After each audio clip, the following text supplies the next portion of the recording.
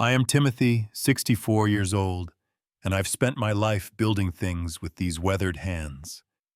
For 40 years, Linda has been my rock, my everything. 2 years ago, she was diagnosed with early-stage dementia, but we were managing. Until that night when my phone rang at 11:38 p.m., a stranger told me, "Sir, your wife is at our gas station. She's cold, confused with bruises." Our daughter and son-in-law had abandoned her 350 miles from home. Before I tell you how I made them suffer for abandoning my wife, let me know where you're watching from and hit that subscribe button. My life has been built on honest work and calloused hands. For 42 years, I worked as a construction foreman, getting up before dawn and coming home long after sunset. Every brick I laid, every beam I secured was for one purpose: to give my family the life I never had growing up. Linda and I met in high school. She was the pretty girl with the kind smile who somehow noticed the quiet boy in the back of the classroom. We married young, just 24, and built our life from nothing. The first apartment we shared had a leaky faucet and neighbors who fought all night, but it was ours. Linda worked as a receptionist while I learned the construction trade. When she got pregnant with Stephanie, we scraped together enough for a down payment on a small house in a decent neighborhood. It wasn't fancy, but it was safe and we made it home. Those early years were tough but sweet. Linda would make meals stretch for days, and I picked up extra shifts whenever possible. We never had fancy vacations or new cars, but we had each other. Stephanie was our pride and joy. I still remember her first steps across our living room floor, her little arms outstretched toward me, her face lit up with that perfect smile. As a little girl, Stephanie was my shadow. She would wait by the window for my truck to pull into the driveway.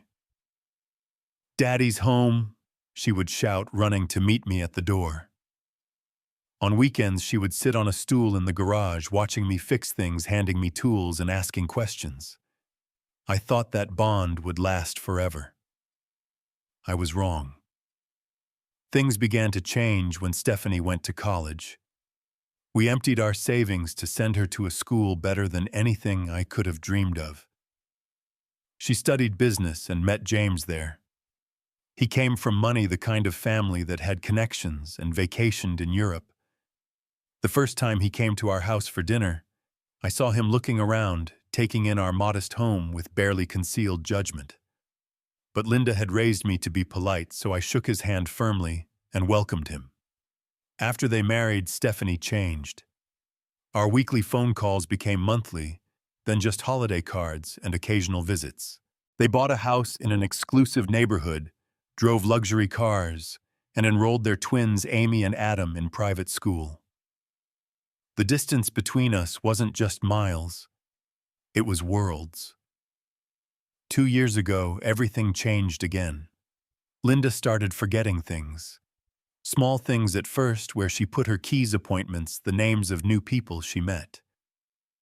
I noticed she would sometimes stop mid-sentence, looking confused. She began writing notes to herself and leaving them all over the house. When she got lost driving to the grocery store she had visited weekly for 20 years, I knew something was wrong. The doctor's diagnosis hit us like a wrecking ball: early-stage dementia. The specialist talked about progression rates and care options, but all I could see was Linda's face, brave but terrified. That night we held each other and made a promise. "We'll face this together," I told her, "just like we've faced everything else." I retired earlier than planned to care for her. Our retirement savings were modest, but we were comfortable in our paid-off home. We established routines: morning walks in the neighborhood, afternoon puzzles to keep her mind active, medication schedules posted on the refrigerator, photo albums labeled with names and dates. Some days were better than others, but we were managing. Stephanie and James visited less frequently after the diagnosis. When they did come, I could see Stephanie's impatience when Linda asked the same question several times or forgot the names of the twins. James would check his watch or his phone, eager to leave. They never stayed long. You should consider a facility, Stephanie told me during one visit, passing me a brochure for a nursing home while Linda was napping. They have professionals, Dad. This is going to get worse, not better. Your mother took care of you for 18 years, I replied quietly. I can take care of her now. That's different, Stephanie snapped. She chose to have me. You're throwing away your retirement babysitting someone who won't even remember it tomorrow. Those words cut deep, but I didn't let her see that. Your mother is not a burden, I said firmly. She's my wife. After that, tensions grew. Stephanie would call and immediately launch into arguments about Linda's care. James began sending me links to articles about caregiver burnout and the benefits of professional facilities. What they didn't understand was that Linda still had good days. Moments of perfect clarity when she would look at me and really see me. Those moments were worth everything. So when Stephanie called in June to invite Linda on their family vacation to Yellowstone National Park, I was surprised but hopeful. Maybe they were finally accepting her condition. Maybe they wanted to create memories while they still could. It would be good for her to have a change of scenery, Stephanie said, and good for you to have a break. I had just had knee surgery from an old construction injury and couldn't make the trip. Are you sure you can handle her medication schedule? I asked. She gets confused in new environments. We've got it covered, Dad, Stephanie assured me. James and I have discussed it. We'll take good care of her. I packed Linda's suitcase, carefully comfortable clothes, her medication organized by day, and time her favorite sweater for cool evenings, the photo album that helped when she got disoriented. I wrote detailed instructions and emergency contacts. I included her doctor's number and a letter authorizing them to seek medical care if needed. The morning they picked her up, Linda was having a good day. She recognized Stephanie immediately and hugged the twins with delight. We're going to see Buffalo Grandma, Adam told her excitedly. Linda smiled and squeezed my hand. Have fun, I told her, kissing her cheek. I'll be right here when you get back. I watched their SUV drive away, Linda waving from the back seat between the twins. Something felt wrong, a knot in my stomach. I couldn't explain. But I dismissed it as simple worry, the kind that comes when someone you love is out of your sight. The house felt emptier than it ever had. I tried to enjoy the break, catching up on projects and watching baseball games without worrying about the noise bothering Linda. But I missed her. The quiet moments when we sat together on the porch. The way she hummed while folding laundry, a habit dementia hadn't taken yet. I called every evening to check in. The first few days, everything seemed fine. Linda got on the phone briefly and told me about seeing Old Faithful and a mother bear with cubs. Then the calls got shorter. Stephanie started making excuses why Linda couldn't come to the phone. She's napping. She's in the shower. She's already asleep. On the 5th day, I couldn't reach them at all. My calls went straight to voicemail. I told myself cell reception must be spotty in the park. I tried not to worry. They were due back in 3 days anyway. Then came the call that changed everything. My phone rang at exactly 11:38 p.m. I remember checking the time because it was unusual to get a call so late. The number wasn't one recognized, and for a moment I considered not answering. But something told me to pick up. Hello, I said, sitting up in bed and turning on the lamp. Is this Timothy Marshall? A man's voice asked. Yes, it is. Who's calling? There was a brief pause and then the words that stopped my heart. Sir, my name is Hank Delaney. I'm the night manager at the Crossroads gas station just outside of Casper, Wyoming. Your wife is here right now. She's cold, exhausted, and has some bruises. She's very confused, but we found your contact information in her purse. My mind couldn't process what I was hearing. My wife Linda is with our daughter on vacation. There must be some mistake. Sir, she says her name is Linda Marshall. She has ID in her purse confirming that. She keeps saying she needs to get home to Timothy. The room seemed to spin around me. Can I speak to her? There was some shuffling, and then I heard her voice, thin and frightened. Tim, I want to come home. Linda, sweetheart, what happened? Where's Stephanie and James? They left, she said, her voice breaking. They said I was too much trouble. They drove away. The rage that filled me in that moment was unlike anything I'd ever felt. I took a deep breath, forcing myself to stay calm for Linda's sake. Put the manager back on, honey. I'll fix this. Hank came back on the line, and I learned the full story. A customer had found Linda wandering in the parking lot, disoriented and upset. She had been alone for hours, according to the security cameras. Her medication wasn't with her. She was wearing only a light sweater despite the cool mountain night, and she had bruises on her arm that looked like someone had grabbed her roughly. I immediately tried calling Stephanie. No answer. James. No answer. I left voicemails, sent texts, growing more frantic with each unanswered attempt. I'm coming to get her, I told Hank. It's a long drive. I just had knee surgery, but I'll leave right now. Please, can you keep her safe until I get there? Don't worry, sir, Hank assured me. We'll take good care of her. I'll stay with her myself. We've got a break room with a couch where she can rest. My wife works at the diner next door. She's bringing over some hot food. I grabbed a map, threw some clothes into a bag, and got in my truck. The drive from our home in Colorado Springs to Casper, Wyoming, would take at least 6 hours. My knee throbbed with pain as I pressed the accelerator, but all I could think about was Linda alone and afraid. The highway stretched endlessly before me, empty in the middle of the night. I kept trying Stephanie's number every half hour. Nothing. The same with James. Around 3 a.m., I finally got a text from Stephanie. Dad, don't overreact. Mom was being difficult. We couldn't handle her anymore. It's for the best. We'll talk when we get home. For the best.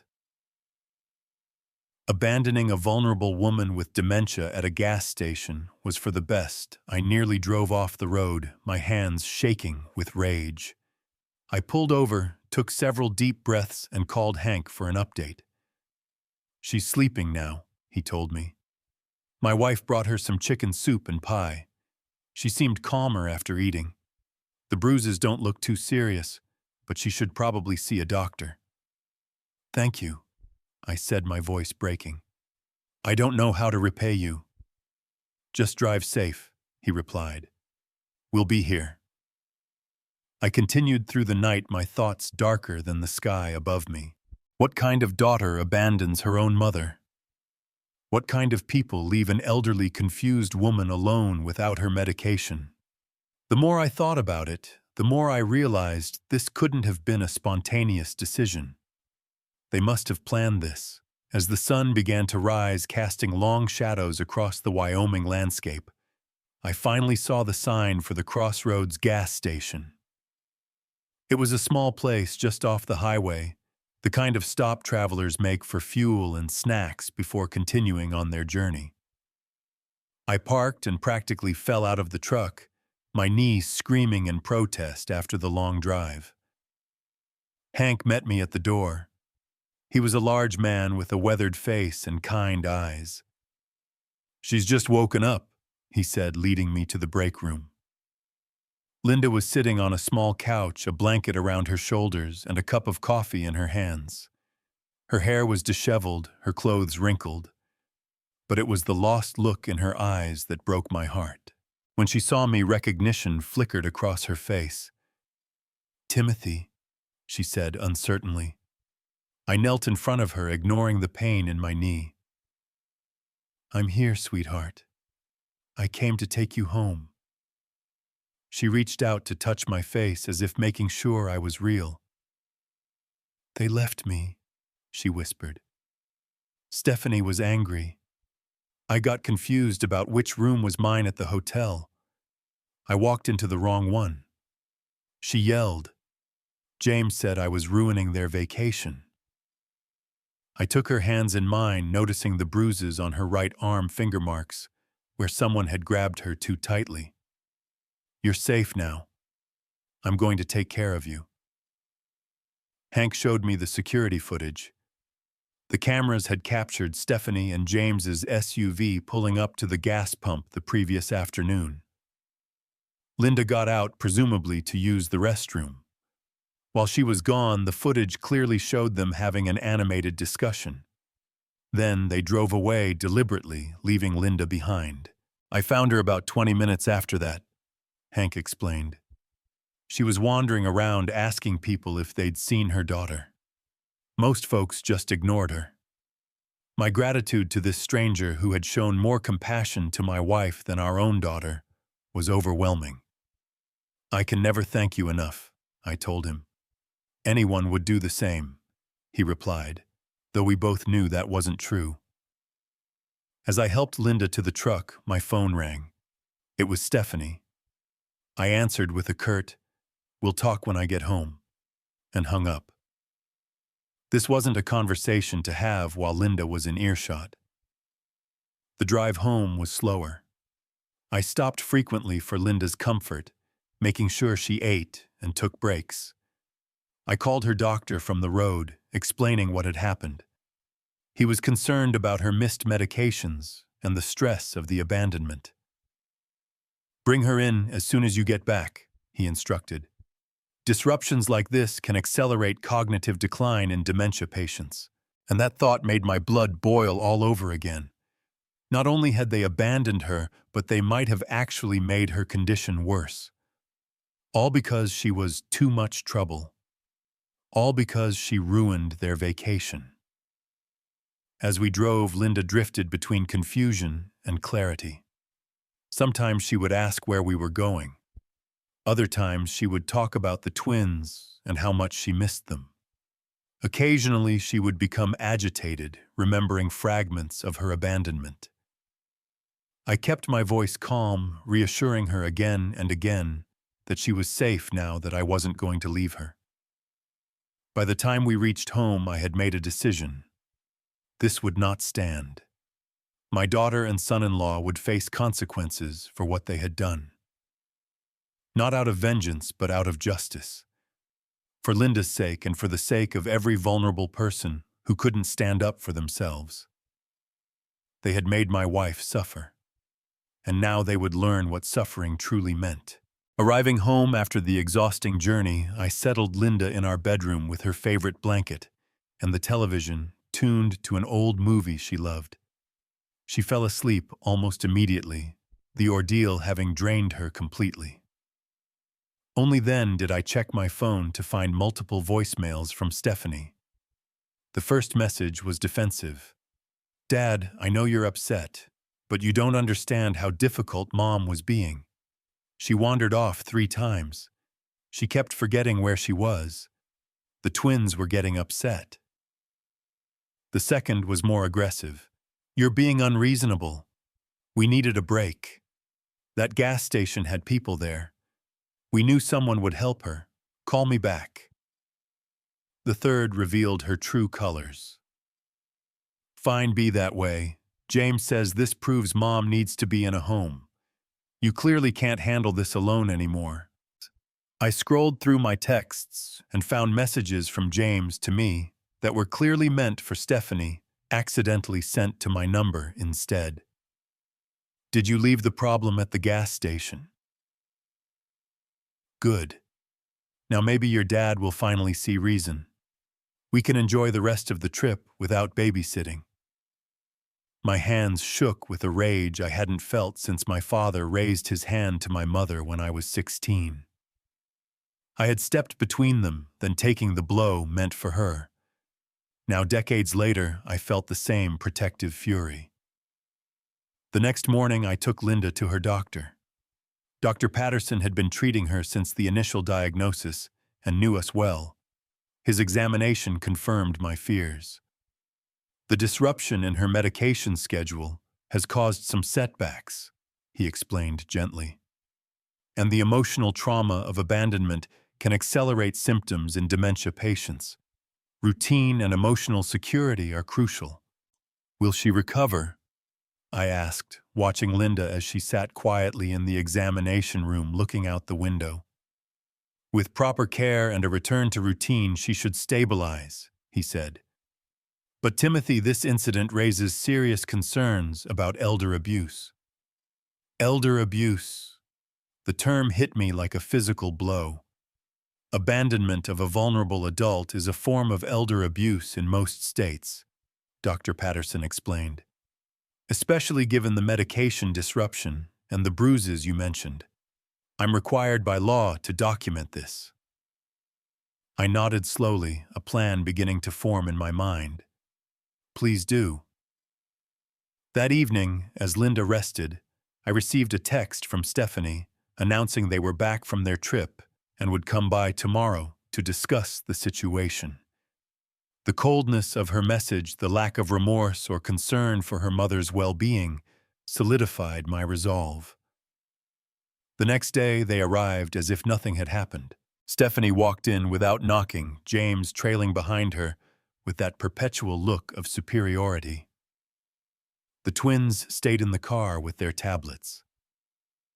Dad, Stephanie began without preamble, we need to talk about Mom's care situation. I remained seated in my armchair looking at these strangers who shared my blood. Yes, we certainly do.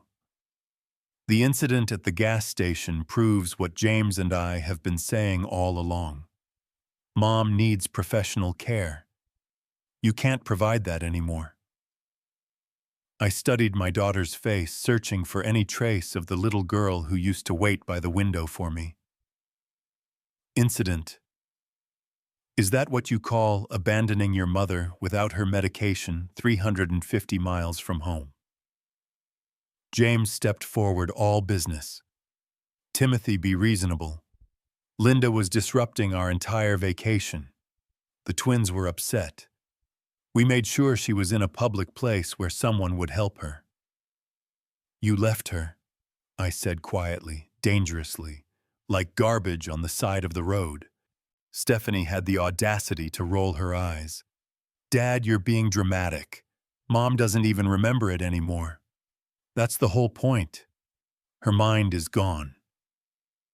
I stood then, my knee protesting but my back straight. Her mind is not gone.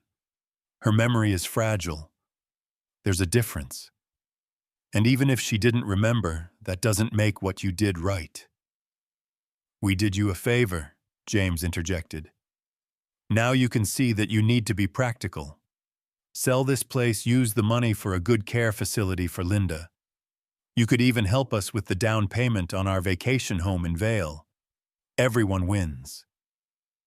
The pieces suddenly clicked into place. This hadn't just been about Linda being difficult on vacation. This was about money. My money. So that's what this is about, I said slowly. You want me to sell my home, put your mother in a state facility, and give you the proceeds? Not all of it, Stephanie said quickly. Just a loan to help with the vacation property. It's a good investment. And let's be honest, Dad, this place isn't worth that much anyway. This little house, James added, looking around dismissively. It's barely worth the land it sits on. Your retirement savings are what, maybe $100,000. That's pocket change compared to what Linda's care will cost long term. I felt a strange calm settle over me as I finally saw my daughter and son-in-law clearly for who they were. They didn't see a home built with 40 years of hard work. They didn't see savings accumulated through countless overtime shifts and careful budgeting. They saw assets to be liquidated for their benefit. "Get out," I said quietly. "Dad, be reasonable," Stephanie started. "Get out," I roared, causing both of them to step back. "Get out of my house before I do something I'll regret." They left Stephanie tossing final barbs about how I was being selfish, how I wasn't thinking of what was best for Linda. James muttered something about me being an obstinate old man. The twins waved from the car, oblivious to the drama unfolding. After they left, I sat in my chair, my mind racing. For a brief, terrible moment, doubt crept in. Was I being selfish? Was I keeping Linda at home for my benefit rather than hers? Then I heard a soft voice from the hallway. "Timothy." Linda stood there in her robe, looking confused but present. "Were you shouting, 'I'm sorry if I woke you, sweetheart'?" She came and sat on the arm of my chair, her hand finding mine with surprising certainty. "Stephanie was here." I heard her voice. "Yes, she was." Linda nodded slowly. "She doesn't understand." "Understand what, honey?"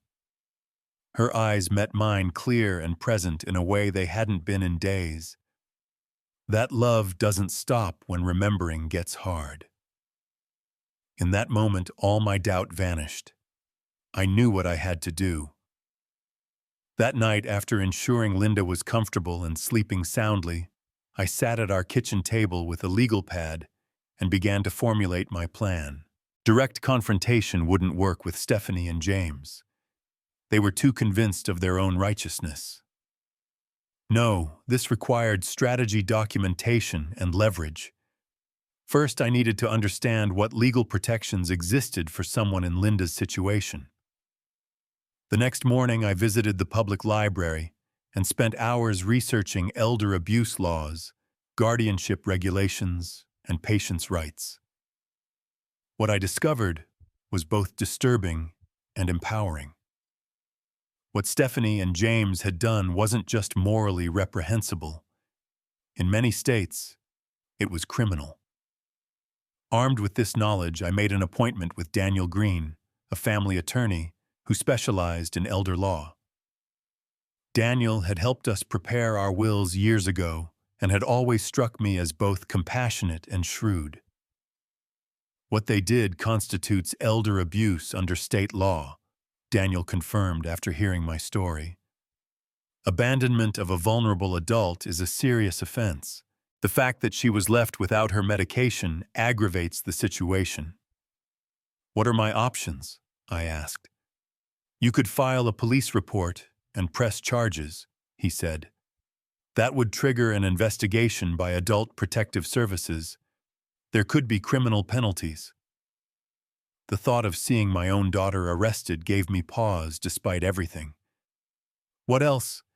"You could secure legal guardianship of Linda with explicit provisions barring Stephanie and James from making any decisions about her care. We could also create a protective trust for your assets to ensure they can only be used for Linda's benefit." I nodded slowly. "I need time to gather evidence to build a case they can't wiggle out of." Daniel leaned forward. "Timothy, there's something else you should know. Given what you've told me about their sudden interest in your finances, I'd recommend doing some discreet investigation into their financial situation. People don't usually target modest estates like yours unless they're desperate." That advice led me down an unexpected path. With Daniel's help, I began researching public records regarding Stephanie and James's finances. What we uncovered was staggering. Despite their luxury cars and exclusive address, Stephanie and James were drowning in debt. Their mortgage was underwater. Credit card statements showed massive balances. James had taken loans against his 401k. They were spending nearly twice their considerable income each month. More disturbing was a pending ethics investigation at James's company. He was under scrutiny for misappropriation of client funds, something that could end his career and possibly lead to criminal charges. They weren't just living beyond their means. They were on the verge of financial collapse. Suddenly, their interest in my modest savings and home made perfect sense. They weren't looking for a loan for a vacation property. They were looking for a bailout, a way to plug the holes in their sinking financial ship. Meanwhile, I implemented other aspects of my plan. I installed security cameras around our property, ensuring every entrance was covered. I recorded all phone conversations with Stephanie and James legally permitted in our state with one-party consent. I kept detailed journals of Linda's condition, the doctor's assessments following the abandonment, and every interaction with our daughter and son-in-law. I also reached out to Hank, the gas station manager, who had helped Linda. He agreed to provide a written statement about finding her and her condition. The security footage from the gas station, showing them deliberately driving away, was copied and secured with my attorney. Linda's doctor provided medical documentation of the setback caused by the medication disruption and the emotional trauma. He noted the bruises and included photos in her medical record with my permission. Through all of this, I maintained a calm facade. When Stephanie called to check on Mom, or to renew her arguments about selling the house, I responded politely, but non-committally. I wanted them to think I was weakening, considering their proposals. "Maybe you're right," I told Stephanie during one call, recording every word. "Your mother's care is becoming difficult. I'm not getting any younger." "Finally, you're being reasonable," she replied, the relief in her voice palpable. "Trust me, Dad, a care facility is the best option for everyone." "Everyone?" I asked innocently. "Well, for Mom, obviously. But yes, it would give you freedom too. And honestly, that house is too big for just one person. The money from selling it could help all of us." "Help us how?" She took the bait. "Well, James and I could use some financial assistance right now. Just temporary, of course. And you could get a nice little apartment near us. See the twins more often." "I see," I said, recording every damning word. "And what about the vacation home you mentioned?" "That's still on the table," she said quickly. "A great investment opportunity. Much better than letting your savings just sit in a low-interest account." By the end of the month, I had compiled a comprehensive dossier, financial records, recorded conversations, medical reports, witness statements, and video evidence. I had created a revocable trust for our assets with Linda as the primary beneficiary and ironclad provisions preventing any distribution to Stephanie or James. I had filed for legal guardianship of Linda, citing the abandonment incident and medical evidence of their unsuitable influence. All the pieces were in place. Now it was time for the reckoning. I invited them to dinner at our home, suggesting we discuss options for moving forward as a family. They accepted eagerly, no doubt anticipating my capitulation to their demands. The trap was set. Justice, not revenge, would be served. This wasn't about making them suffer for suffering's sake. This was about protecting Linda, holding them accountable, and teaching them that vulnerable people are not disposable inconveniences. They had abandoned my wife at a gas station because she was too much trouble. Soon they would learn what trouble really looked like. The evening of the family dinner arrived, and I had prepared everything meticulously. I cooked Linda's famous pot roast, set the dining table with our good china, and placed the security cameras strategically to capture everything. In the living room, I had connected my laptop to the television, ready for the moment of revelation. Linda was having one of her better days. She helped me in the kitchen, humming softly as she peeled potatoes, her movements slow but purposeful. I had explained to her in simple terms what would happen tonight. "Stephanie and James did something very wrong," I told her. "They need to understand that they can't treat you that way. She looked at me with surprising clarity. They left me alone. I was scared. Yes, honey, and that was wrong. She nodded, then focused back on her potatoes. The twins are good children. Yes, they are. I agreed, grateful that she remembered our grandchildren. This isn't about them. They're innocent in all this. At exactly 6 o'clock, the doorbell rang. I took a deep breath, kissed Linda's forehead, and went to answer it. Stephanie stood there with a bottle of wine, James beside her, with his practiced smile, the twins peeking around their legs. "Dad," Stephanie said brightly, hugging me as if the last conversation we'd had wasn't about liquidating my assets for her benefit. "Something smells wonderful." "Linda's pot roast," I replied, accepting the wine. "Come in, all of you." The twins rushed past to find their grandmother genuinely excited to see her. Amy wrapped her arms around Linda's waist, while Adam showed her his new action figure. The innocent affection of children untainted by greed or convenience was a stark contrast to their parents' behavior. "Grandma, why did you come home early from our trip?" Amy asked innocently. "Daddy said you weren't feeling well." I saw Stephanie stiffen, but Linda just patted Amy's head. "I missed Grandpa," she said simply. Dinner began pleasantly enough. I served the food, made small talk, and watched as Stephanie and James exchanged confident glances. They thought they had won. They thought the elaborate dinner was my way of accepting their proposal. As we finished the meal, Stephanie cleared her throat. "Dad, have you thought more about what we discussed about Mom's care options?" I dabbed my napkin against my lips. "I have, actually. I've thought about it quite a lot." James leaned forward eagerly. "We've been looking at some excellent facilities, very comfortable, excellent care. And I've been talking to a realtor friend," Stephanie added. "This house could sell quickly in the current market." I nodded thoughtfully. "Before we get to that, I thought we might watch something together. Kids, why don't you take your dessert into the kitchen for a few minutes? Grown-up talk." The twins reluctantly took their ice cream to the kitchen, and I used the remote to turn on the television. "I've prepared a little presentation." The screen lit up with the security footage from the Crossroads gas station. The black and white video clearly showed their SUV pulling up, Linda getting out, and after a brief discussion between Stephanie and James, the vehicle driving away, leaving Linda standing confused in the parking lot. "What is this?" Stephanie demanded, her face flushing.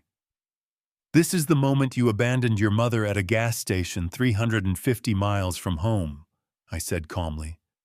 "Without her medication, without proper clothing for the weather, without any way to contact me. Dad, we told you. She was being impossible. We needed a break." I continued as if she hadn't spoken, advancing to the next item in my presentation, photos of Linda's bruises. "These are the marks left on your mother's arm where someone grabbed her. The doctor documented them as potential evidence of elder abuse." James stood up. "This is ridiculous. We never abused anyone." "Abandonment of a vulnerable adult is legally defined as elder abuse in our state," I informed him, "as is withholding necessary medication." The color drained from Stephanie's face. "You're blowing this way out of proportion." "Am I?" I clicked to the next slide, which showed their text messages accidentally sent to my phone. "Your exact words were, 'Did you leave the problem at the gas station?' The problem being your mother, my wife of 40 years. James attempted to regain control of the situation. "Timothy, be reasonable. Everyone says things they don't mean when they're stressed. We've been under a lot of pressure lately." "Yes, I know about the pressure," I replied, clicking to the next slide showing public records of their financial problems. 3 mortgages on your house. Credit card debt exceeding $150,000. The ethics investigation at your company, James. They both froze, looking at each other in panic. How did you? Stephanie began. Public records, I answered. Plus a good attorney who knows how to research. You're not just living beyond your means. You're drowning. And you saw my modest savings and this little house as your lifeline, didn't you? James attempted to bluster. That's private information. You had no right. I had every right to investigate why my daughter suddenly wanted me to liquidate my assets and put her mother in a state facility. I turned to face Stephanie directly. You weren't concerned about Linda's care. You were concerned about your creditors. Stephanie's face crumpled. Dad, you don't understand. We're going to lose everything. And that justifies abandoning your mother. That justifies treating her like a disposable inconvenience. That justifies plotting to take the home we've spent 40 years paying for. We were desperate, she cried. And now you're going to face the consequences of your desperation, I said firmly, pressing a button on my phone. The front door opened, and Daniel Green walked in, followed by a woman in a business suit. This is my attorney, Daniel Green, I introduced. And this is Ms. Ramirez from Adult Protective Services. They're here to discuss the formal complaint of elder abuse I've filed against both of you. James leapt to his feet. You can't be serious. We're family. Family doesn't abandon family, I replied steadily. Ms. Ramirez, please explain the process to my daughter and son-in-law. Ms. Ramirez outlined the investigation that would follow, the potential penalties, including fines and even jail time, and the protective order that was being processed to prevent them from making any decisions regarding Linda's care. Additionally, Daniel added, we've filed for emergency guardianship to ensure Timothy has sole legal authority over Linda's care and financial decisions. Given the evidence, the court is likely to grant this quickly. Stephanie was crying now, mascara running down her cheeks. Dad, please. We made a mistake. We'll make it right. This isn't just about making it right, I told her. This is about ensuring it never happens again. James, always thinking of himself, jumped in. If this goes public, I'll lose my job. We'll lose everything. You should have considered that before you left my wife at a gas station, I replied coldly. Ms. Ramirez continued explaining the process while James paced and Stephanie sobbed. The twins came in from the kitchen, frightened by the raised voices. Why is Mommy crying? Amy asked, her ice cream forgotten. I knelt down to her level, my voice gentle. Your mom and dad made a bad decision, and now they have to fix it. But that has nothing to do with you or Grandma. We all still love you very much. As the evening progressed, the full weight of their actions settled on Stephanie and James. The formal complaint had been filed. The investigation would proceed. Their financial troubles would be exposed. James's company would learn of the elder abuse charges, compounding his professional problems. There must be something we can do, Stephanie pleaded as they prepared to leave. Some way to make this right without destroying our lives. I looked at my daughter, trying to find any trace of the child I had raised to be kind and responsible. This isn't about destroying your lives.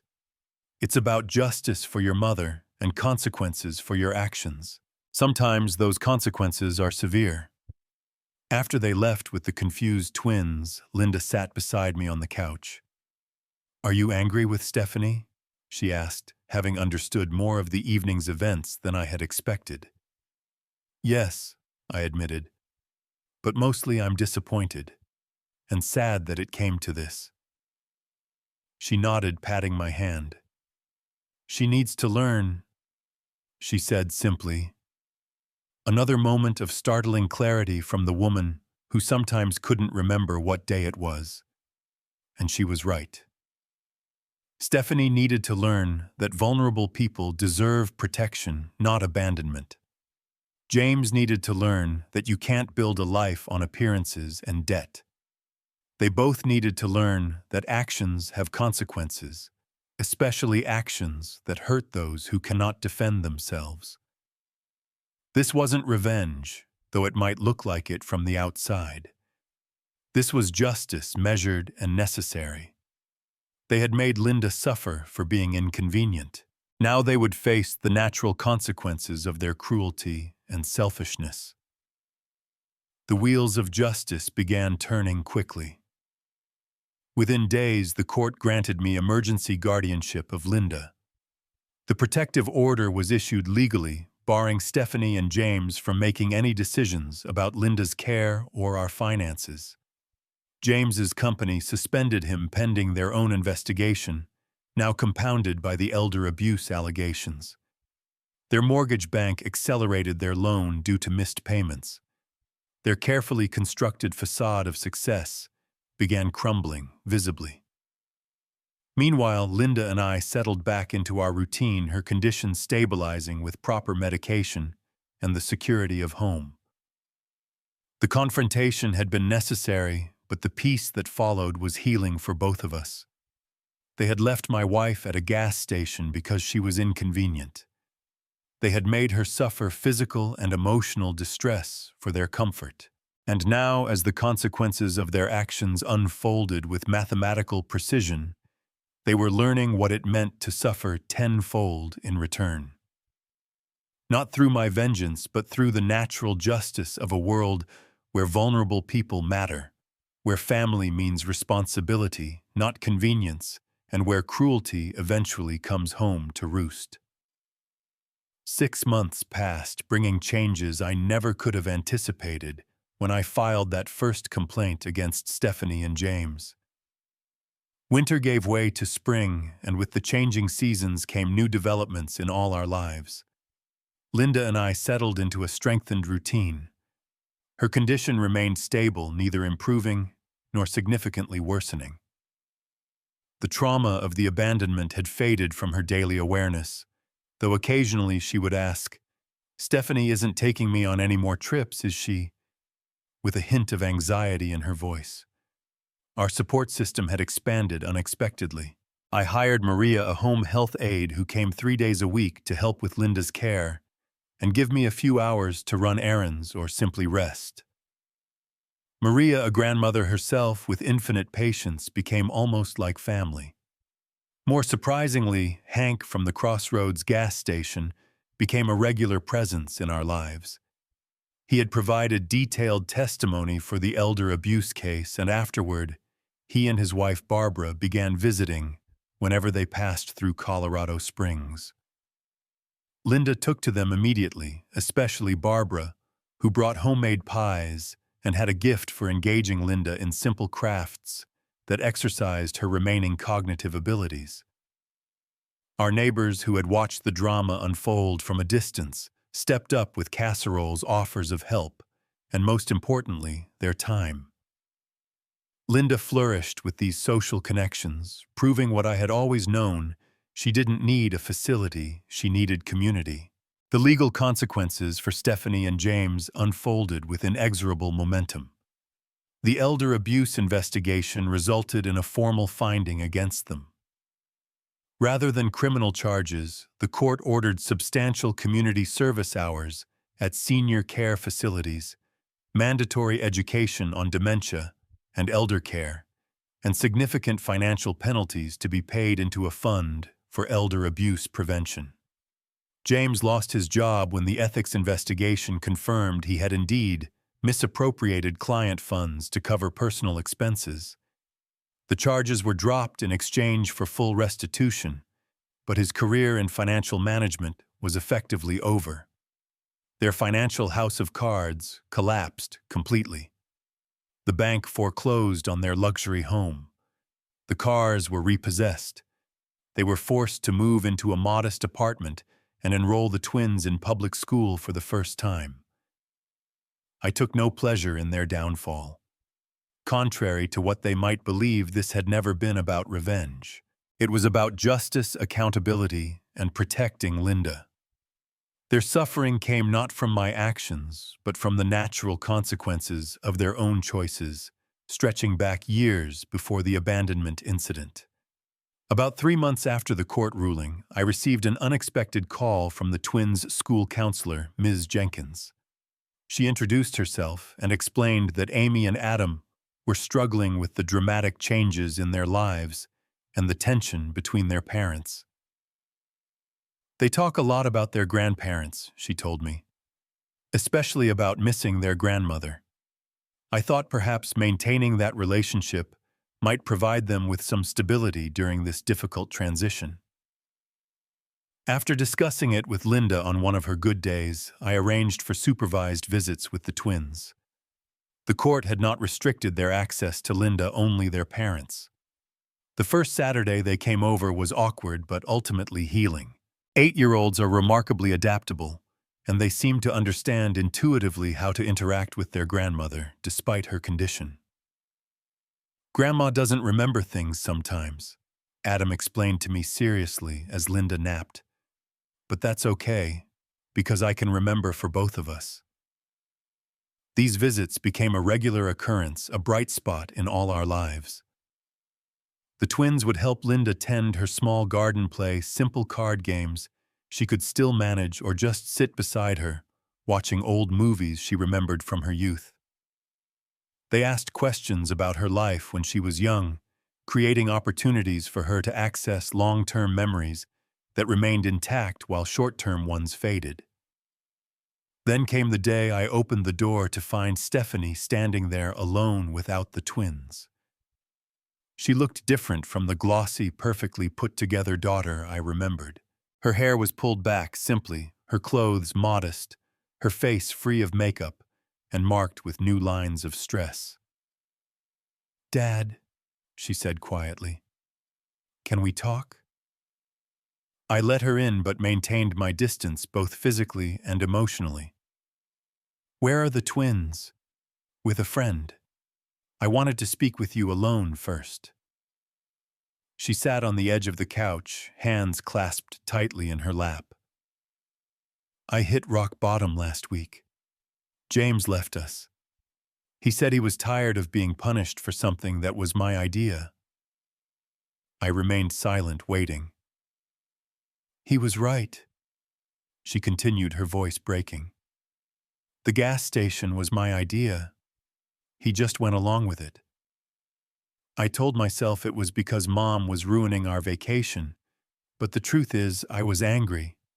Angry that she got sick. Angry that you wouldn't do what I wanted. Angry that our perfect life was falling apart because of money." She looked up at me, tears streaming down her face. "I was selfish and cruel, and I've lost everything because of it."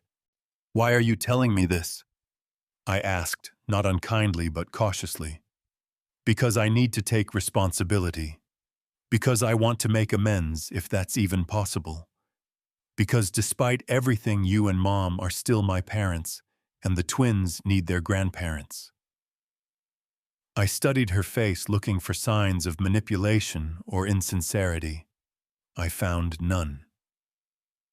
"Amends won't be quick or easy, Stephanie. What you did caused real harm." "I know," she whispered. "I don't expect forgiveness. I just want a chance to try to make things right somehow." We talked for hours that day. About her childhood, about Linda's diagnosis, about the financial pressures that had driven her and James to make increasingly desperate decisions. Not excuses, just context. She had begun therapy as part of the court order and was starting to understand the patterns that had led to her actions. Linda woke from her nap and came into the living room, stopping in surprise when she saw Stephanie. "You're here," she said simply. "Hi, Mom." Stephanie replied, uncertain how to proceed.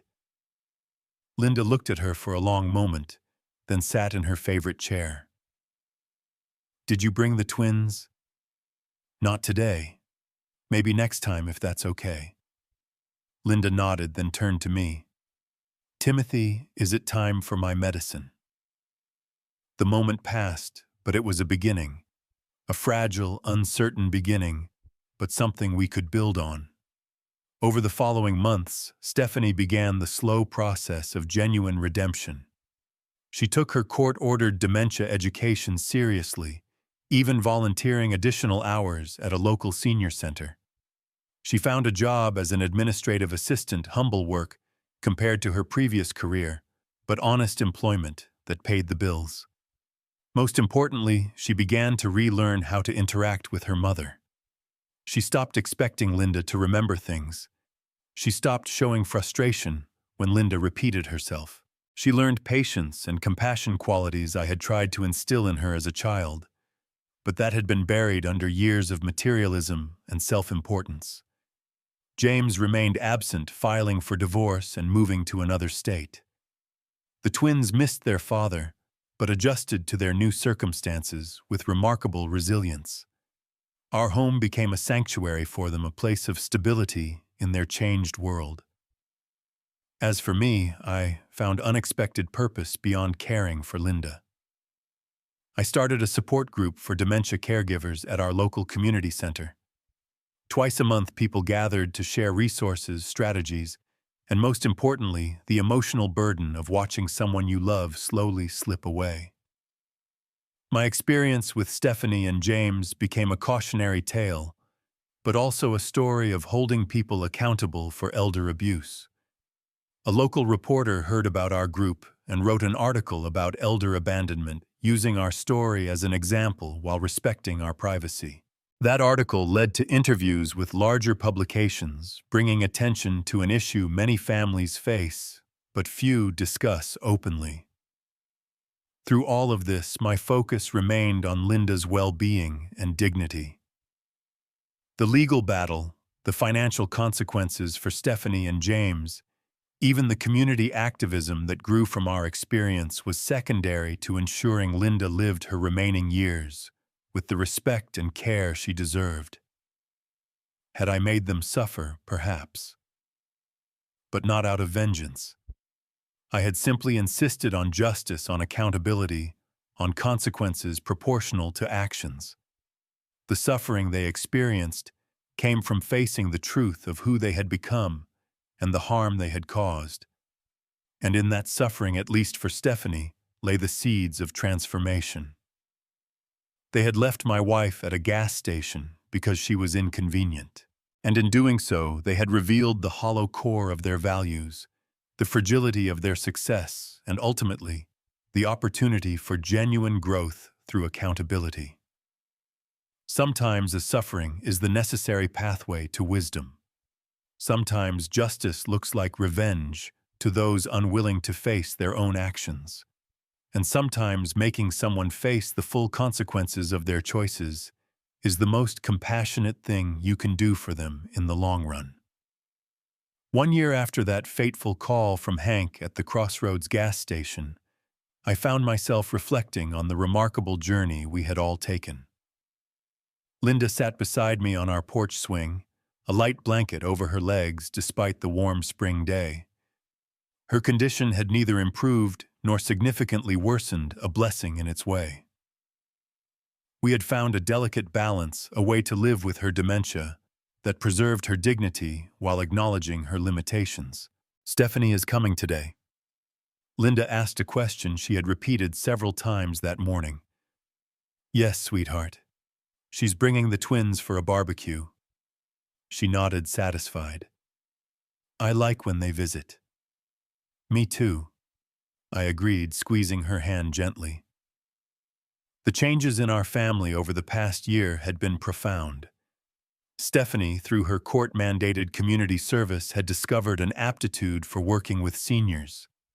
She had completed a certification program and now worked part-time at a senior center, helping coordinate activities for residents with varying degrees of cognitive impairment.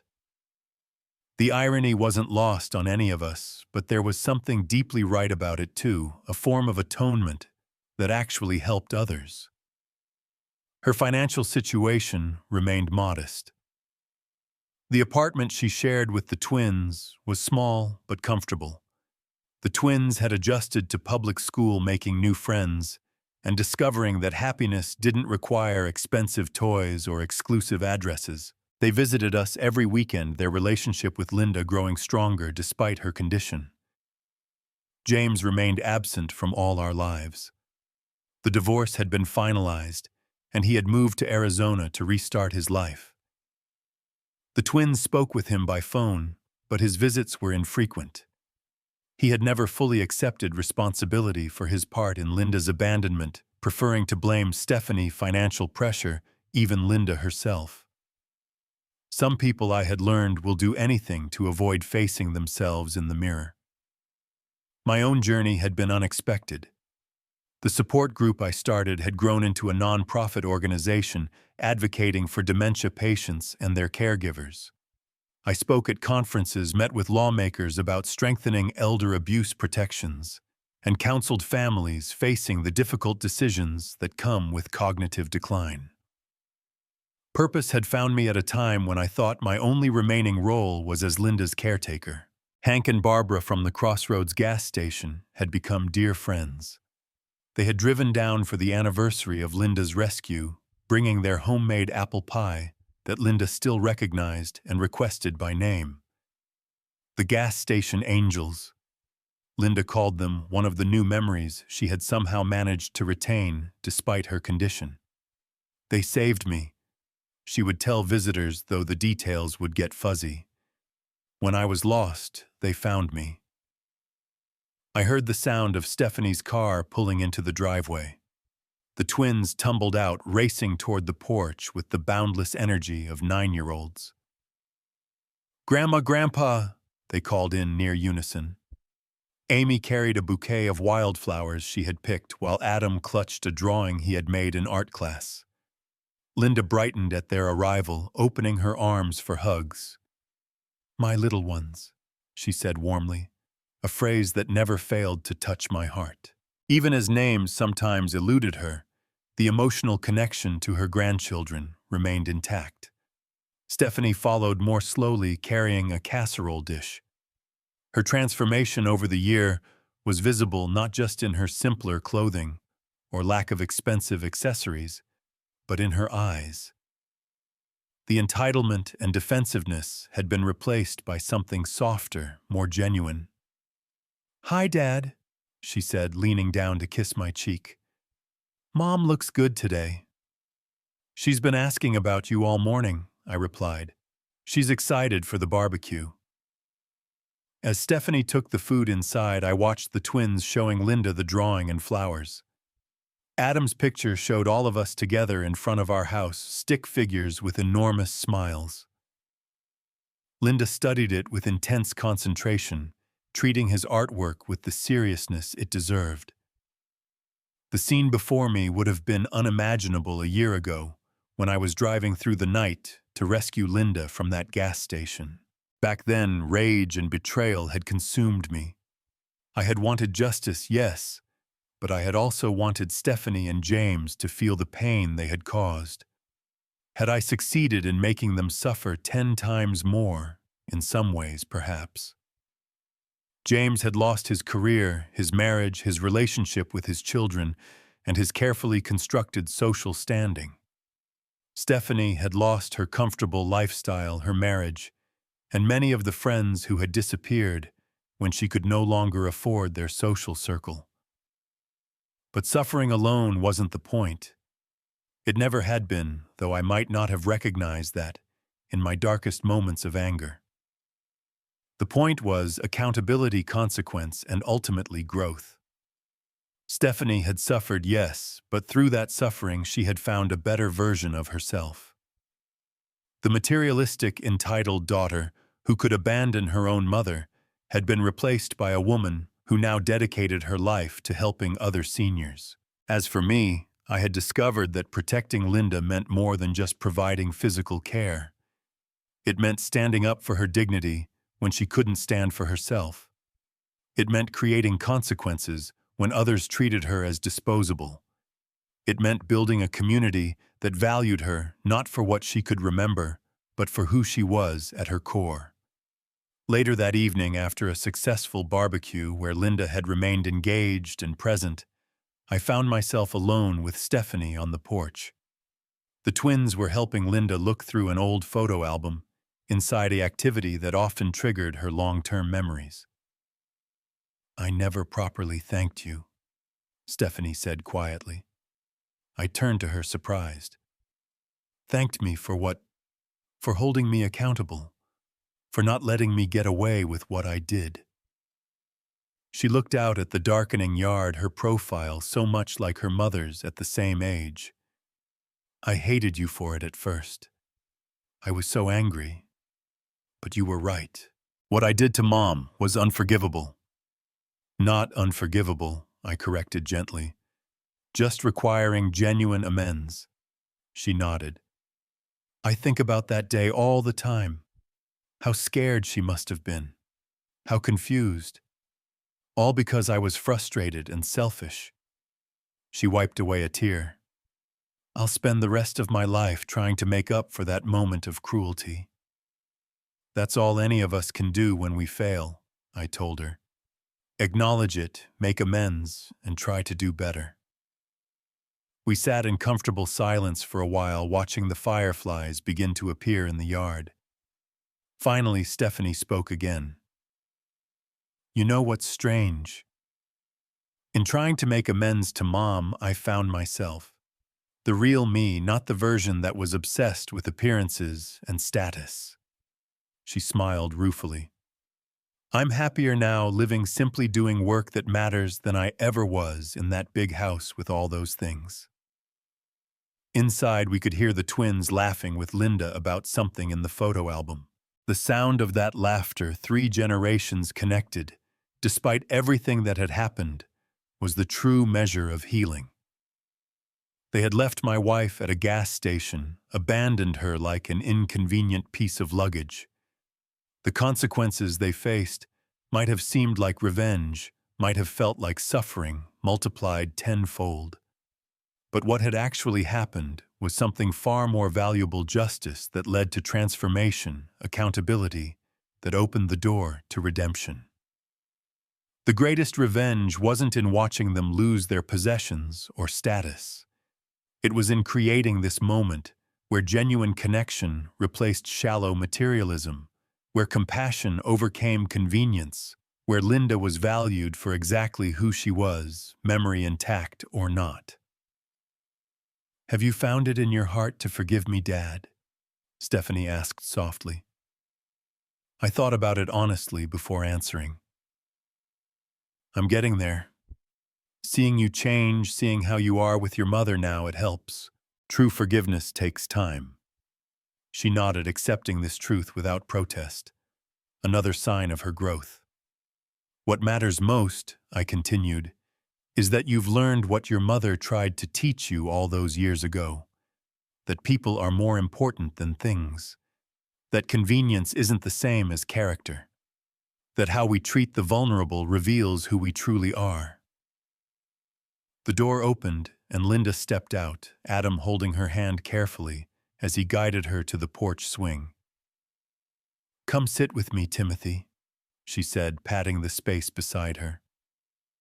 As I joined my wife on the swing, with our daughter and grandchildren gathered around us in the soft evening light, I knew this was the true victory. Not in the suffering I might have caused, but in the healing that had followed. Not in revenge, but in restoration. They had left my wife at a gas station, but in the end, that cruel act had led us all to a place of deeper understanding, stronger bonds, and more authentic living.